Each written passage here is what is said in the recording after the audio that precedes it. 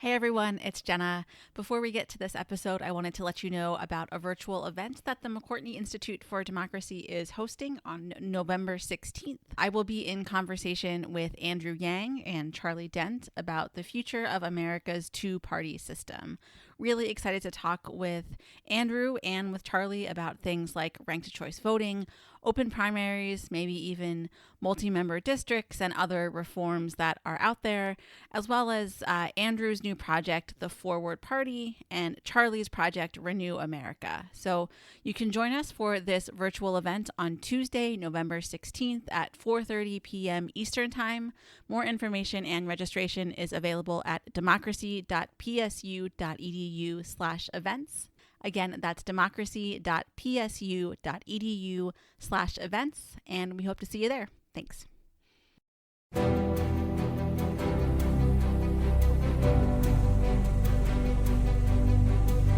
From the McCourtney Institute for Democracy at Penn State University, I'm Michael Berkman.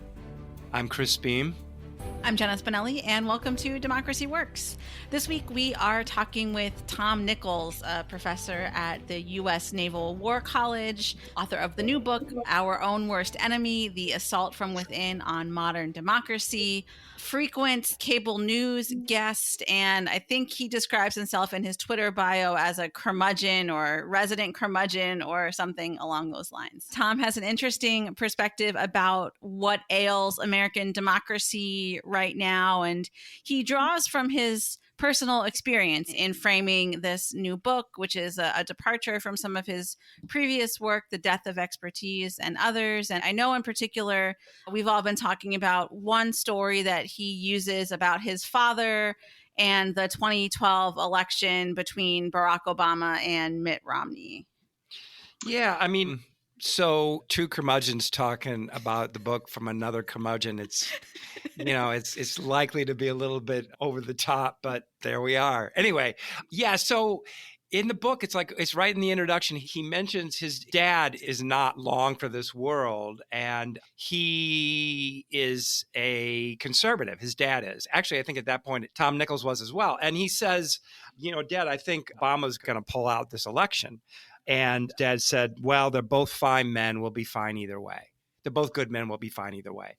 And he notes just how far away we are from that. And it reminds me of this quote from Reinhold Niebuhr, where he says, politicians act as if the future of the nation depends on the outcome of an election, but they also have a reserved conviction that that's not true. And I think now it is true. I think both people on both sides, both tribes, believe that the future of the nation does hinge on the outcome of the election. And, I think so. And I think Nichols thinks that. And it just makes for a very, very different society. And Nichols starts the books by wondering if we will ever return to that notion of we'll be fine either way. I mean, he's discovered negative partisanship. And just to be clear that everybody, that our listeners know, I mean, that's what negative partisanship is. It's where you tend to see the other side as enemies and Right. tend to be very tribal. And I mean, it's a phenomenon that's been discussed in American politics for a number of years now. I don't remember when, I think it was Abramowitz first came up with that term of negative partisanship or affective partisanship. But I mean, there's nothing new about saying that Americans have strong negative feelings towards those on the other side. There is nothing new about it, but what is new is the idea that there is no longer any reserved conviction. There's no longer any sense that, we say we don't like them and we may not like them, but we don't see the future well-being of the republic as being at stake, genuinely, existentially at stake in the future of the election. I think what's new about Nichols' argument is not that he's identified and is concerned about negative partisanship, but this notion that he has that the people themselves are to blame for the situation in which we find ourselves. The collective we is to blame, right? Yeah, it's a sort of generalization that I have a hard time with. I'm not sure who he's referring to. Is he referring to all of us? Is he referring to you? Is he referring to me? Is he referring to people that protest in the streets? Is he referring to people that vote for Donald Trump? Who is it? All of us? Right. Yeah. I mean, he says that that's what this is. It's a we have outsourced the responsibilities of being, the one remaining superpower. Right. It's a volunteer army. We have no responsibility for that. And for the vast majority of us, we have lived in a period of peace, right? There have been no demands made on us. And the Yeah. economy has increased to the point where we all are doing well. I mean, in terms of, the vast majority of us. We rely on institutions, we rely on guardrails, we rely on constitutions to protect democracy. Putting it in the hands of the people themselves feels like an awfully risky enterprise to me. And I understand that the framers talked about it and they said, people are going to have to be virtuous in order to do this. But remember that when they were doing this, they were restricting politics Sure. to a very, very, very small percentage of people who they thought were going to be worth.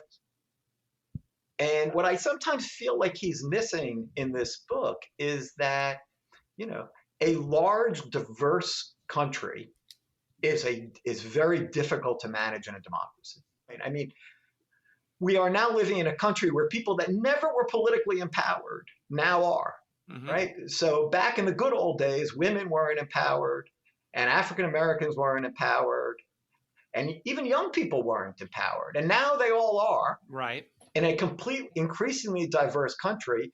And yeah, it's messy and ugly. And it is high praise for a book when you and I go back and forth arguing in the notes, right?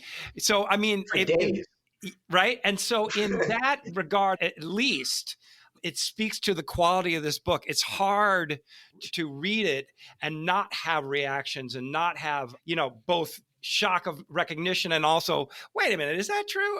So in that sense alone, it's a really good book. And I also want to say that Jenna's interview is really good at laying out some of these issues and themes. And I think we would be serving our listeners if we, let her lay those out before we go any farther. So Jenna, why don't we? Yeah, thanks, Chris. Tom and I cover a lot of ground here, and I'm excited for everybody to hear the interview. So let's get to it.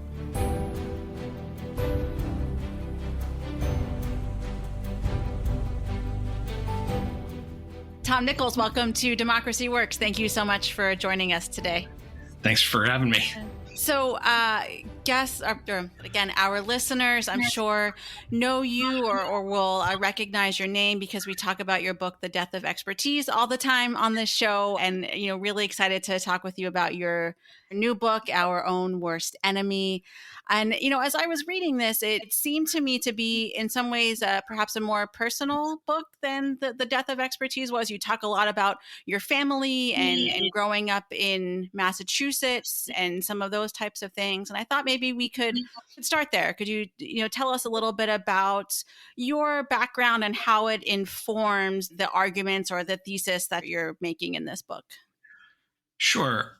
It is a more personal book, and that was a choice. I was actually encouraged in that by a few of my friends and some colleagues who were reading some early drafts, because I think if you're going to turn to your fellow citizens and say, look, the problem with democracy here is that, you, me, we are, have become unvirtuous people and bad citizens, then you really need to say something about yourself. And you really need to give people some insight into who you are, that, you're being that presumptuous to raise these issues. And I think it was really important to let people know that I did not come from, as people often think professors do or writers do, I didn't come from a privileged family. I grew up in a factory town. And since a lot of what seems to be plaguing us now is this argument about forgotten towns and the emptying out of the industrial base, I thought it was really important to communicate to people that I came from a place like that. I mean, I grew up literally looking out my window in an abandoned smokestack for all of my childhood. My brother owned a bar on the mostly abandoned railroad tracks next to a mostly empty factory. That's just the kind of town I grew up in. My parents were Depression era kids. Neither of them were graduated from high school. My mom had a ninth grade education. They were both very intelligent people. They read a lot, but they had no formal education. And so, when people would say, when I would talk about this, even when I was talking about the death of expertise, and I would talk about, the need to think about established knowledge and respect expertise, people would say, well, you don't understand. You don't come from that kind of place. Well, I do understand, and I do come from that kind of place. Sure. Yeah. And I know you talk a lot about the media as well, and maybe how that has influenced some of those perceptions. Maybe we can come back to that here in a bit. But you used the phrase civic introspection, which I had never heard before, but I think is really key here and gets to some of the things you were just talking about regarding virtues and, the standards to which we all have to hold ourselves. Can you tell us more about what that term means and how it fits in this broader context of what we think about when we mean liberal democracy? Well, I can't say I really coined a phrase as much as I just suggested something that would be a good exercise for any citizen of a democracy, which is to ask yourself, not just, am I a good person? Nobody really wants to sit and say, am I a good person? That's a conversation you have with your mirror or your priest or, your best friend. But at the very least, I think we need to ask ourselves more often, am I being a good citizen? Am I being, is what I'm doing part of a healthy democracy? And I don't think we do that because we just assume it. And that's because, and I know we'll talk about this in a bit, but that's because we've become a culture, not just in the United States, but in a lot of advanced democracies, that has become just riddled with narcissism. We never look at ourselves except to think about how we are not getting what is our due, to think about how our sense of entitlement isn't being satisfied, to think about how other people aren't properly respecting us.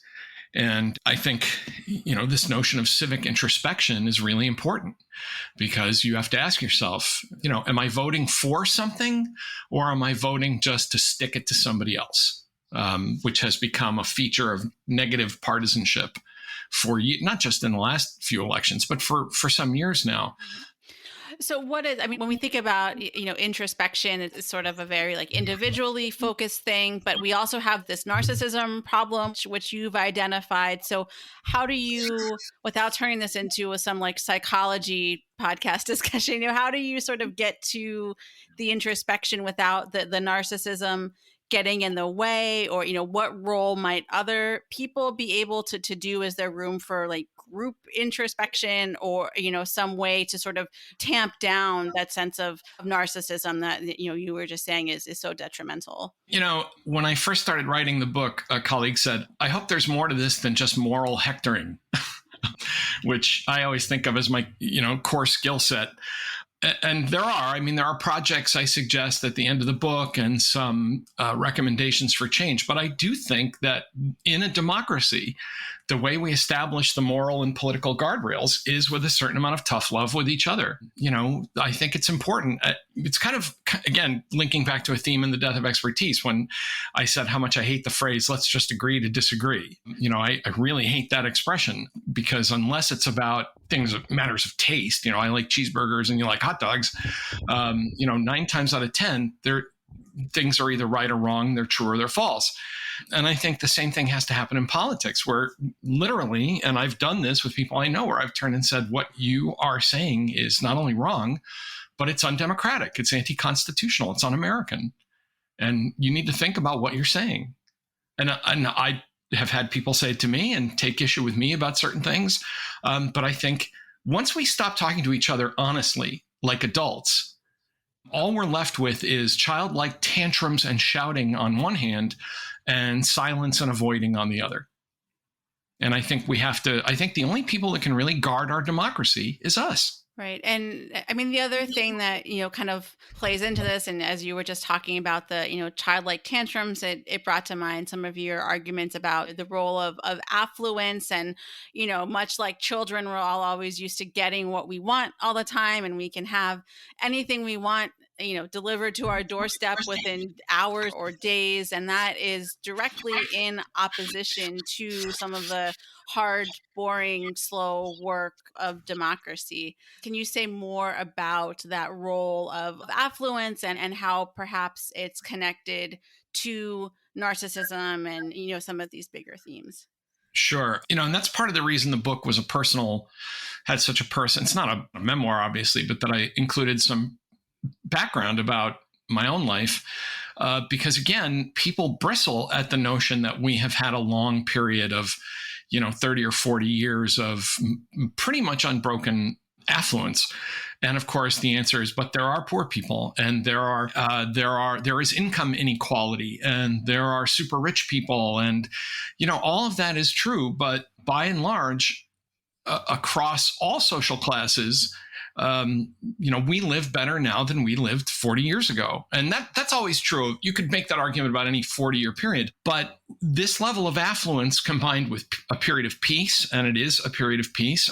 Even the wars overseas were fought by volunteers, and nothing was really asked of civilian society, which is one of the reasons I pointed out recently in an article in The Atlantic that, we just forgot about Afghanistan.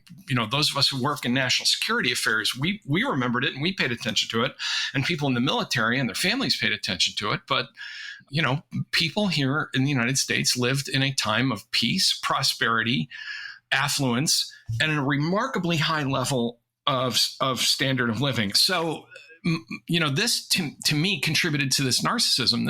I think this contributes to this narcissism because it allows you to withdraw from the public space. We used to have to cooperate in times of scarcity or war, or even the Cold War, where, there was some sense that we had to pull together.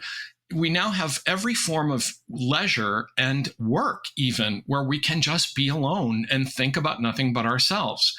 Add to this the problem of social media, to which I devote a whole chapter, where we can just interact with the world through a screen and a keyboard. And every time I talk about this, I admit it, I'm part of the problem. I have 500,000 Twitter followers, and I spend a couple hours a day, staring at other human beings as, words on a screen. And that becomes very alienating after a while. You stop thinking of other people as people, and you just think of them as objects in relation to yourself, and whether or not interacting with them is making you feel good. So all of these things together have created a kind of collective alienation from democracy, because we don't think it's very important, because it doesn't seem to be the thing that's enabling us to live our lives, even though it really does every single day. So how do we, both kind of address that without just dipping back into the, narcissistic tendencies or these familiar patterns? And, is there a way to sort of address one problem without bringing about all the worst tendencies of, everything else that comes with it?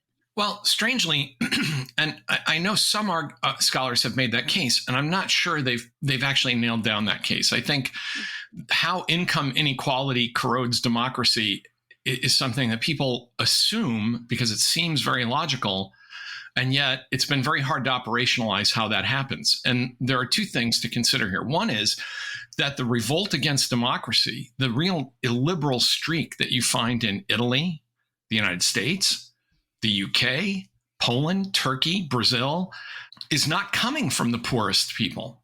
It's not a movement of the poor. This is where the model starts to break down. It's coming from a well-off middle class. If you look at the people who, were storming the Capitol and, talking about voting for strong men, and even before Trump, that democracy only works if I think it works for me. The Brexiteers who were, the modern new nationalists in Britain, the Five-Star movement in Italy. This wasn't poor people. These weren't like, the dispossessed of the earth rising up. That makes for a great story, but it didn't happen that way.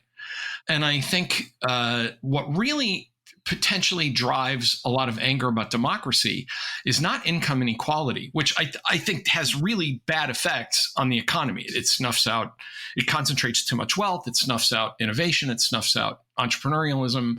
Even the ancient Athenians realized that they had to start building Parthenons to get money out of the hands of the top folks to put it back into society, which is why they did that.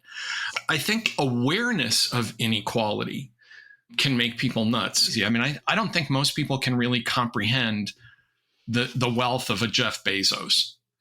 And what we found in both studies and anecdotally, when you look at, talk to people about who they follow on Facebook and things like that, most of the anger is not directed from the working class or the lower middle class or the poor toward the super rich.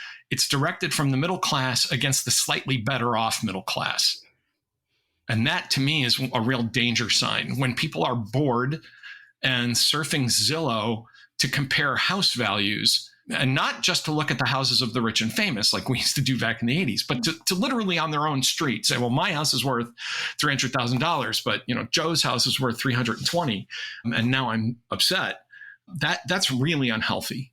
And that has become, part of how a bored middle-class society entertains itself now. Sure. And it's, of course, reinforced in the media, both social media and, TV and, pretty much any type of media. Nostalgia always sells. And so people, often, again, don't have that sense of introspection to take a step back and think, oh, wait, what's really going on here? Because it's the easy thing to do, to just sort of sit back and let it all wash over you. Yeah, I talk about this in the book. I talk a lot about nostalgia. And for people who like 70s and 80s rock, there's a nice little detour in there where I talk about, about decline rock, Bruce Springsteen and his town dying every 10 years. And, the Kinks lamenting the end of England, 37 years ago, and how this seems to happen in cycles. And, the problem is that we are nostalgic for a time that didn't exist except in our memories. And there are two quick stories I'll tell. One of them I mentioned in the book, which is, one of my best friends that I grew up with. We were sitting out front and talking about our neighborhood. And he said, I remember when and he pointed at this, I remember when that was full. And I said, you literally cannot remember that, because you and I broke the windows there when it was empty in the early 70s. I said, it's physically not possible for you to have that memory. And the other is that how often, especially young progressive analysts will say, well, let's take 1970 as a benchmark, because of course, 1970, a single worker, could support a family of four and afford an apartment in New York City. Right? That everybody says 1970. You could buy a small house in Queens. You could live in, a working class neighborhood in Manhattan. You could live in, Boston, in South Boston or the South End, on and on and on. And then, but they leave aside everything else about 1970, which is that you could afford it because the job market was pretty good for white union employed men, because their wives couldn't work. And didn't work because minorities were kept out of the workplace as competition. And even in 1970, I point out in the book, 1970 was the year of the hard hat riot in New York City, where construction workers, frustrated because they felt that the working man was being disrespected and that no one listened to them, wade into a crowd of Vietnam protesters and beat the living crap out of them. It was called Black Friday in New York. Especially when you sort of mix in this also like this FOMO or this envy. You were talking about surfing Zillow. You also talk in the book about, things like 7-year car loans. And that one really hit home for me. My dad spent his career as a car salesman, as like the finance guy that would do all these crazy loans. And, he used to come home and tell me all the time how, people are idiots. That was his kind of default assumption. They'll sort of fall for anything. And one of the conversations he and I had as I was growing up was like, what role, if any, should the government play in that? Should there be something, akin to the Consumer Finance Protection Bureau for the car industry to say that, no, it is not a good thing for our society to be able to let people make these, types of loans or, take out these types of loans. And that's a very long-winded way of asking, what role do the institutions have in helping to save us from ourselves? Yeah. And this is part of the problem, that if you propose these kinds of, and let's just call them what they are, paternalistic solutions, the very same people making these decisions will say, you can't step on my freedom. This is democracy. I have the right to make bad decisions. Well, you do have the right to make bad decisions, but you don't have the right to then lay it off on the rest of society when those decisions blow up in your face. One of the examples that people brought up with me a lot when I was writing the book was the housing bubble. And just like your story about your dad and the 7-year car loans, which I mentioned in the book, 7-year car loans, you have people that are in their early 20s that are already rolling in 2 or 3 other car loans from new cars that they've been buying, in their teens and early 20s, which is just crazy. But, we want it. And 7-year loans have been a product since the 80s when people just wanted bigger and better cars. But with the housing bubble, I was on the market looking for a house in 1999. So this was well before the bubble. And we were driving around this neighborhood I live in Rhode Island, which has a lot of beach area. And, it's very nice. It's kind of a mixed income neighborhood, but it's got some really nice areas. And I saw these McMansions that were being built back 20 odd years ago with 4x4s and kid toys out front. And I asked the realtor, I said, I'm almost 40 years old and I can't afford this. And I'm a professional. I said, how is this happening? And she nodded and she said, these younger folks cash out a ton of equity in their parents' homes, put down payment, and then they live right to the edge of what they qualify for. But can you put institutions in place? People will rebel against that. Imagine going in and having, the bank saying, well, the federal government, because of course, this is why we undid these. It used to be that you went to the bank and the bank said, the federal regulations tell me that I can't give you this loan because you simply don't qualify. You can't afford this.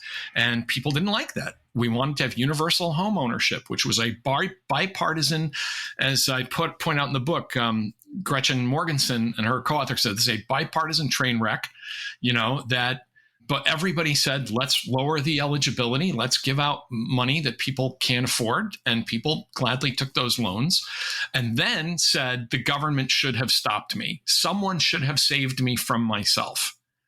And I don't think you can make a democracy work on constantly telling the government to save you from yourself. Right. I mean, but I guess and I know you sort of get at this a little bit when you talk about Thomas Frank and some others who have sort of a more left-leaning critique of these sorts of things. Like, is there, where does corporate responsibility play in here? If not the government, how do you kind of square the, corporate desire to always make more money and more profits and, more with this sort of inherent, our vulnerabilities, our failings as people to fall for these things?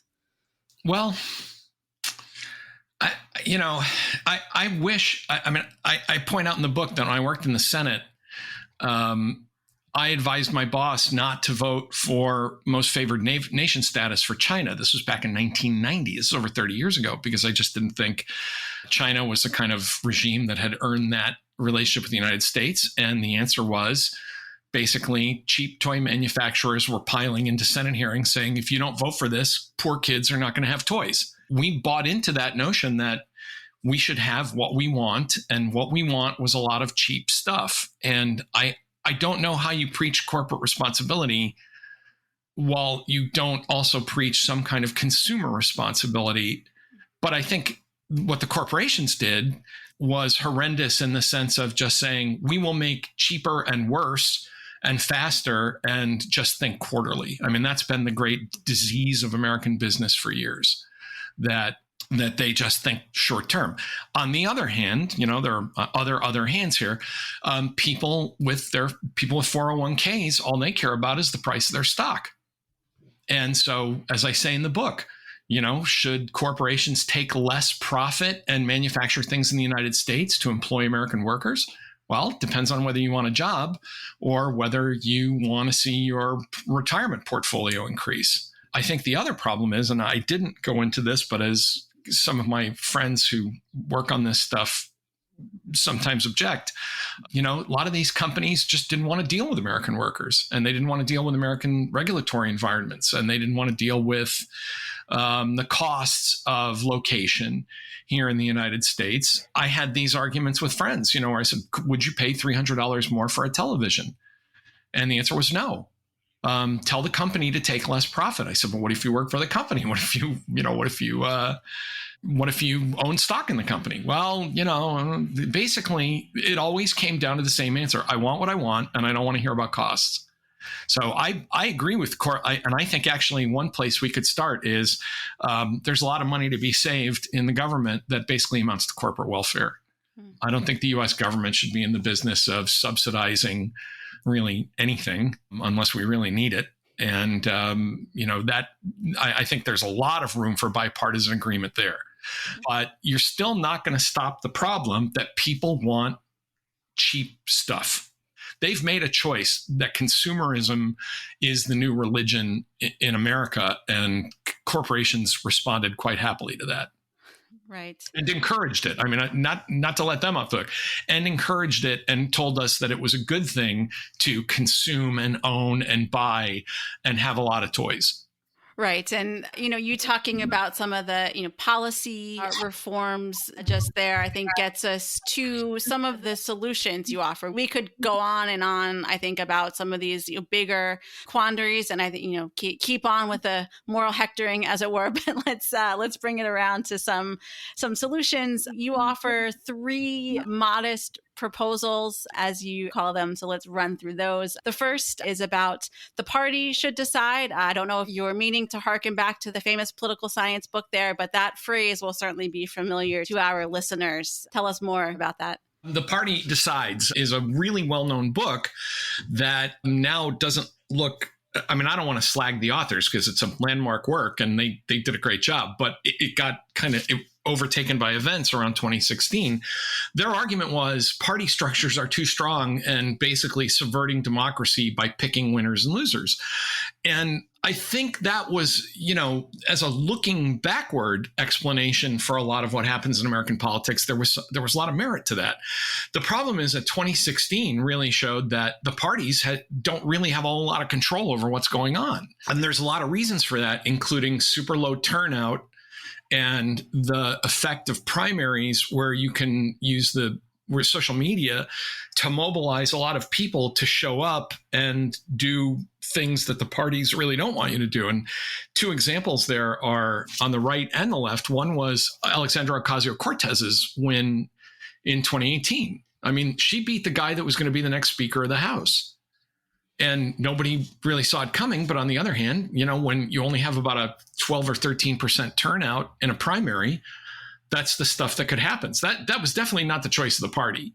You had a Democratic primary where in 2016, where you had a really strong challenge to the party standard bearer, Hillary Clinton, from Bernie Sanders, who never bothered to join the Democratic Party. I mean, you literally had a major challenge from a guy who hadn't even bothered to register as a Democrat.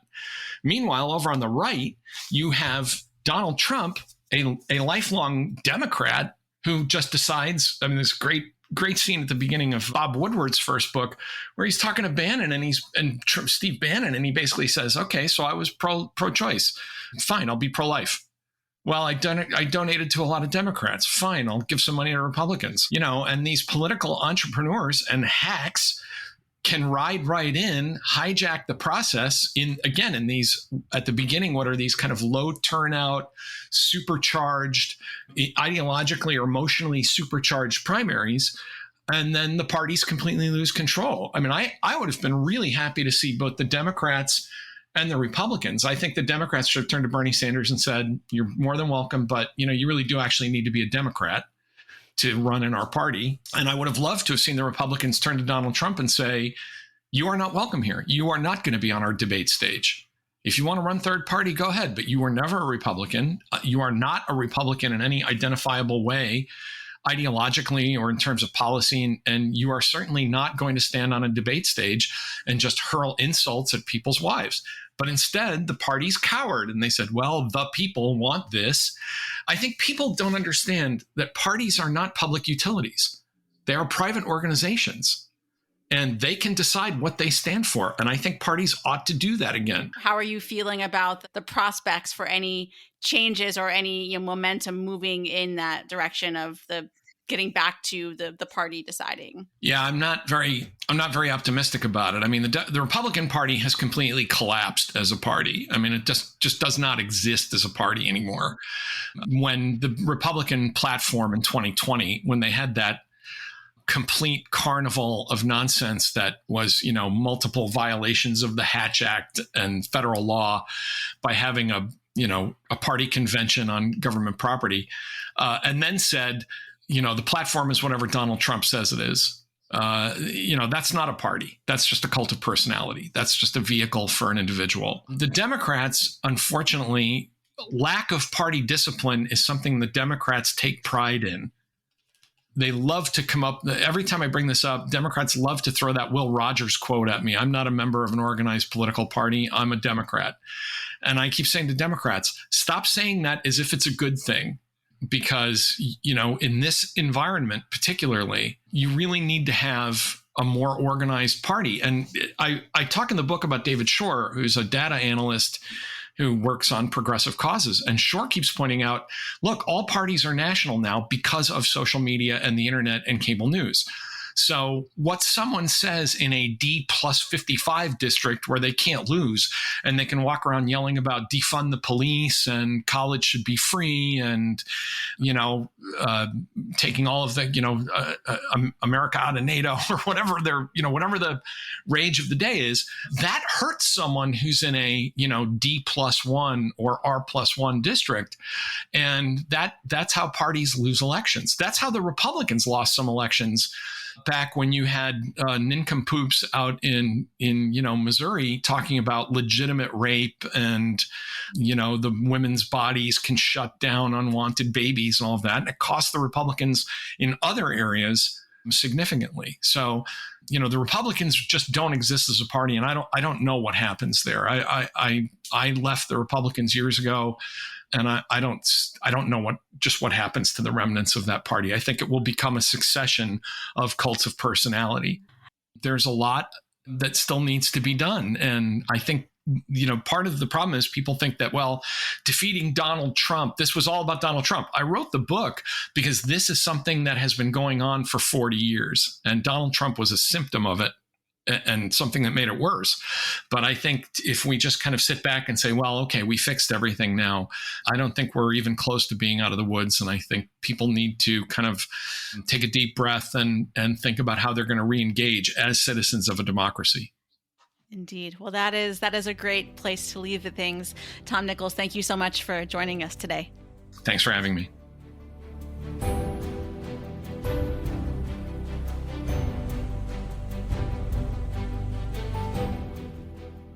Yeah, well, Chris, I agree with you. I think that was really a terrific interview by Jenna and really brought the flavor of the book out. And, one way I kind of read this book is as a different kind of take on the rise of populism in the United States and elsewhere too. And, so we've heard from people here and we obviously have talked a great deal about the role of economic anxiety or the role of status anxiety or the role of race and ethnocentrism in populist sentiments. And he kind of wants to put it somewhere else, doesn't he? He kind of wants to put it on people themselves.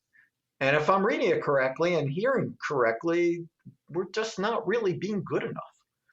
It is, we have said on this show many times that democracy makes demands on us. Right. And that is what he's arguing, that, there's one point where he says the only people that can really guard our democracy is us.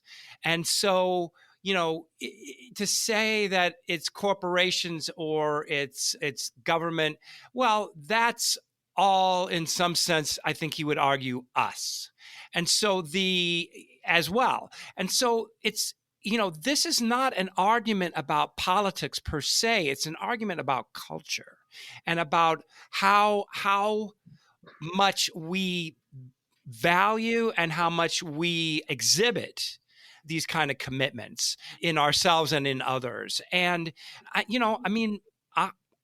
I'm inclined to agree with that. I think there is for a variety of reasons, and it's not a matter of, it's a matter of people responding to the environment in which they're in, which is just something that human beings do.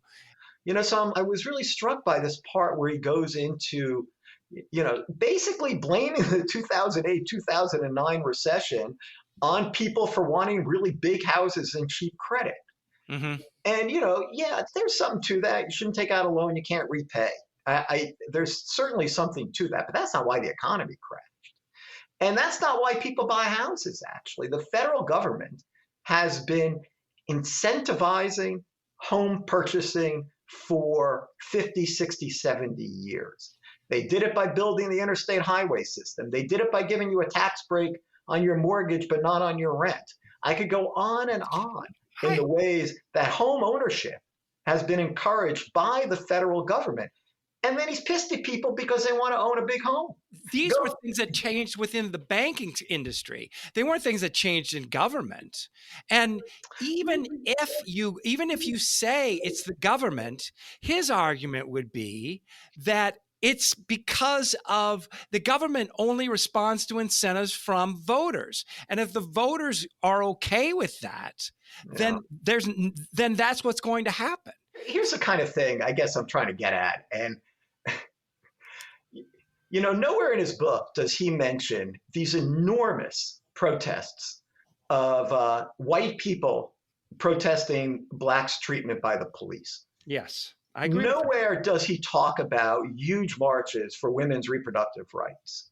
Nowhere does he talk anything about protest activity, about increased voter participation, even just about the fact that maybe people are participating in politics and thinking politically in different ways than they did 50 or 60 years ago. And he's having a hard time with that. One of the things that one of the findings, I've mentioned this before, but I'll bring it up again in the Mood of the Nation poll, is that we found that younger people and older people think about democracy very differently. And that younger people tend to think about democracy in terms of mass political participation. And that older people didn't. They thought about it in terms of this more attainable, I think, freedom than necessarily, real mass participation in a political system designed for minority rule.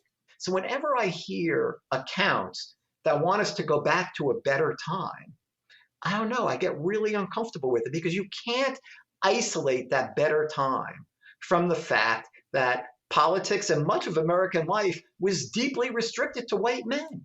But, it reminds me, in Biden's inaugural address, he said something along the lines of, there's always been enough of us to carry our project forward. And so that doesn't mean that and I think Nichols would agree with that. So it doesn't mean that we are always, that we were in a former state, we had plenty of, we were all virtuous. It doesn't mean that. It means there were enough people who had enough concern for the condition of the society to move it forward. And who were those through people? Every crisis that happened, right? And so now he's arguing that we don't, and that there are too many people who are behaving in ways that are undemocratic, insofar as they are not sufficiently concerned with the condition of our democracy and their own condition as citizens. Mm-hmm.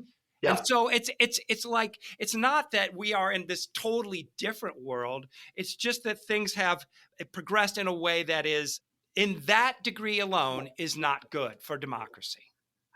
And so if we are going to improve the way our democracy functions, and that includes the pressure we put on corporations and the pressure we put on government, if that's going to change, we need to think about more than just, what am I getting out of this? How am I being misserved by the status quo? Maybe we should leave it there with a good, clear statement of his position.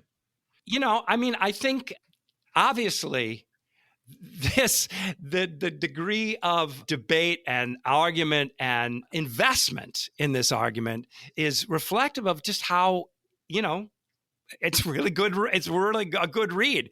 It's not the most uplifting book. It's actually kind of depressing in parts. But and I guess I kind of agree with Michael that the ending is the prescriptions he has at the end are a little thin, and he admits it as really. But in any case, it is an interesting account of where we are as a democracy, and it's worth your attention. Mm-hmm. So for Democracy Works, I'm Chris Beam. I'm Michael Berkman. Thanks for listening.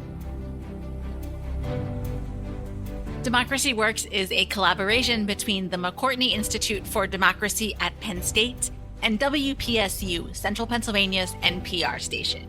Andy Grant is our producer, and our editors are Jen Bortz, Chris Kugler, and Mark Stitzer. Editorial review by Emily Reddy. If you liked what you heard today, please consider leaving us a rating or review on Apple Podcasts. It helps other people find the show. Democracy Works is a proud member of the Democracy Group, a network of podcasts focused on democracy, civic engagement, and civil discourse. Learn more at democracygroup.org. Thanks for listening, and we'll see you next week.